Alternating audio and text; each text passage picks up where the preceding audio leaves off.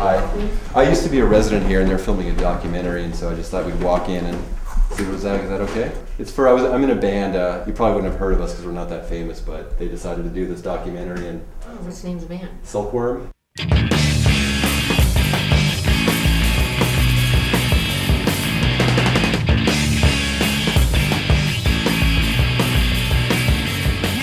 Silkworm is a story. Like, you listen to their whole catalog, and there's an obvious story of musicians growing together and maturing. 1987 to 2005 is, a very long career. They just love to play so much.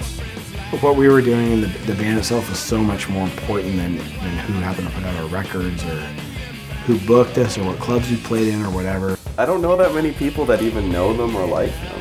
Putting out records on Matador and Touch and Go.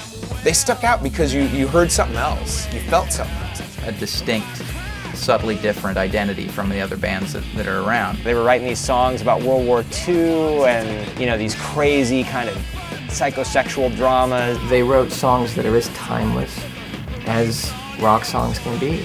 We aren't thinking about this as like, oh, we're a joke, we're an indie band, we don't want to be anything, we write these songs no one understands. We're thinking, this stuff kicks ass.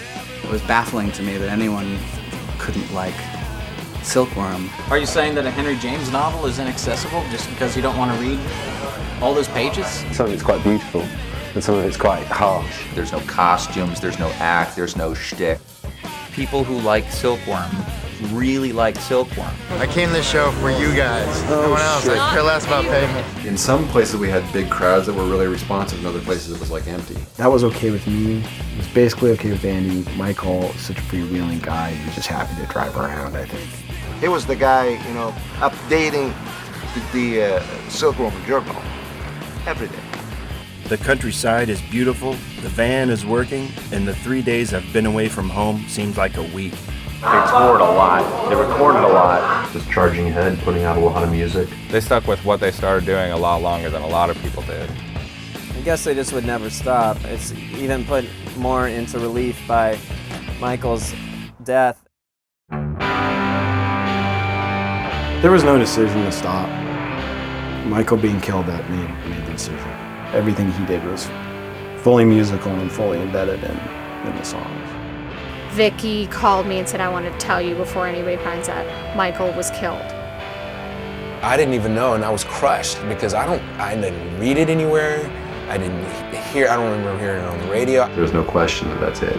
It's all over. They were like one thing. 3 things, but one thing.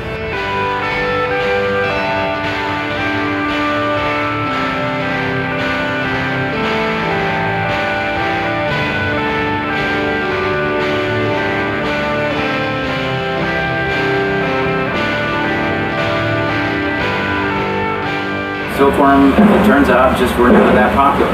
That doesn't mean anything in terms of their value to the culture, other than that it will take longer for more people to hear about their music. 20 years from now, I'm gonna go on a killing spree if people aren't, just absolutely freaking out about Silkworm.